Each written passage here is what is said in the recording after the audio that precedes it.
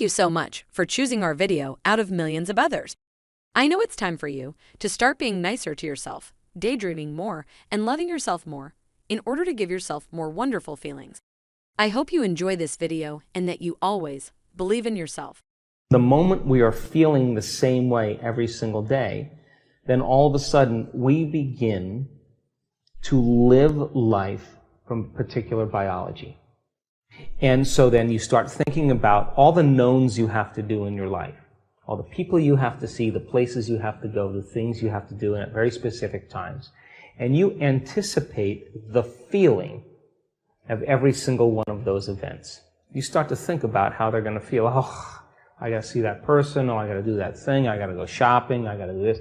And the reason that you are having a thought that's producing an emotion means you can predict that future and you're going to know how it's going to feel.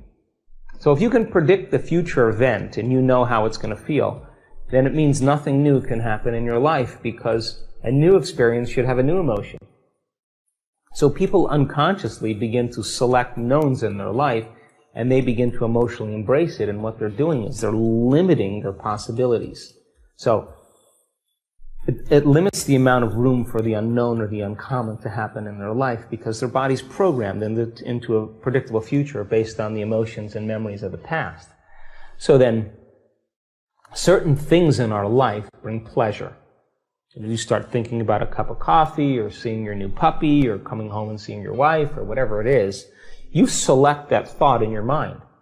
And if there's a reward that goes along with it, something that's going to feel good, the amazing effect is that your brain begins to produce the exact chemicals in anticipation of that event. So your body is beginning to anticipate or expect that future, and your body's preparing itself for that event. Now, there's nothing wrong with that because you're anticipating the reward. But the antithesis begins to become a problem. When you're thinking about going to work and sitting next to the coworker you judge and hate, when you're thinking about waking up in the morning and you got to look for your pain in your back, and there it is because you look for it. You have a deadline for something that's taking all of your time and energy.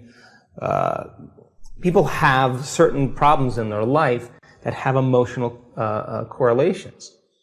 So then as they begin to look at those issues and things in their life based on the knowns, they begin to create the very emotions that keep them enslaved to the past experiences, and reality stays exactly the same.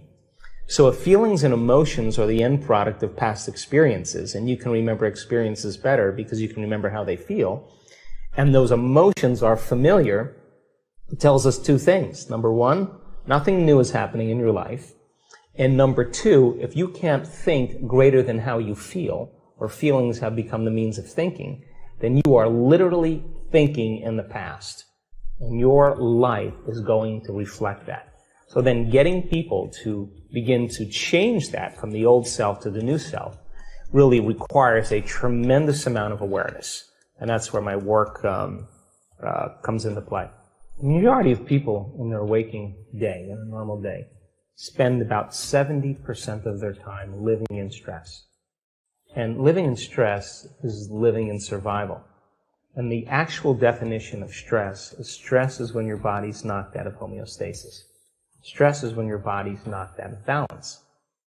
The stress response is what your body innately does to return itself back to order.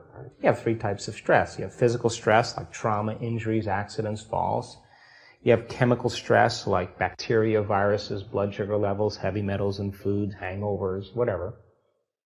And you have emotional stress, like traffic jams, internet connections, second mortgages, single parenting, 401ks, family tragedies.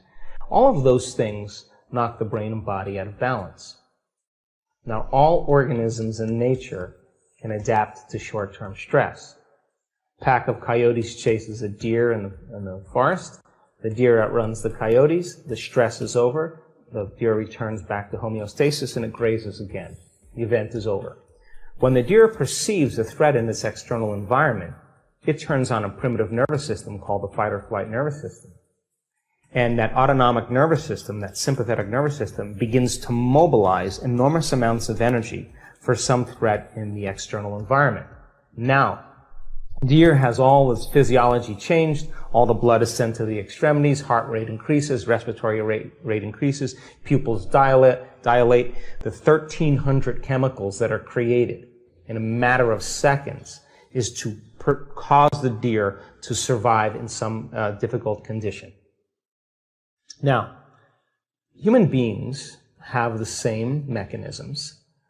And when we perceive a threat in our external environment, like a lion, we are going to run or fight or freeze. But if you've had problems with your coworker, or you've had a very difficult experience with your mother-in-law, the moment you perceive your mother-in-law or your coworker, you have a past experience with them, you're going to turn on the same primitive nervous system just like you were being chased by a lion. So what was once highly adaptive now becomes very maladaptive, because when you're mobilizing all of that energy, you are going to operate in very predictable ways. You're going to be an amped up animal with a big memory bank. But human beings, the privilege of being a human being is that we can make thought more real than anything else. That's the privilege. So then you can begin to forecast some future worst case scenario. And you can attend to that thought to the exclusion of everything else.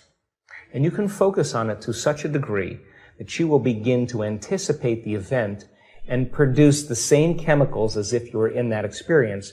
And you're knocking your brain and body out of balance just by thought alone. You can begin to unfold some past bitter memory that's tattooed in the recesses of your gray matter. And like magic, you can bring it to life. And in that moment, it's real. And you will produce the same chemistry in your brain and body as if that event occurred. And your body, as the unconscious mind, is literally living that experience. So then, when we're living by the hormones of stress, and you turn on that stress response, and you can't turn it off, now you're headed for some disease. Because no organism in nature can tolerate living in emergency mode for extended periods of time. So if 70% of the time a person's living in survival, living in stress, in survival, what we do in order to survive is we are going to select the worst case scenario. And we are going to begin to plan our behaviors and our emotions in that experience, because anything less than the worst case scenario means we have better chances of survival. So we plan for the worst, we emotionally embrace it, and anything less means we can survive.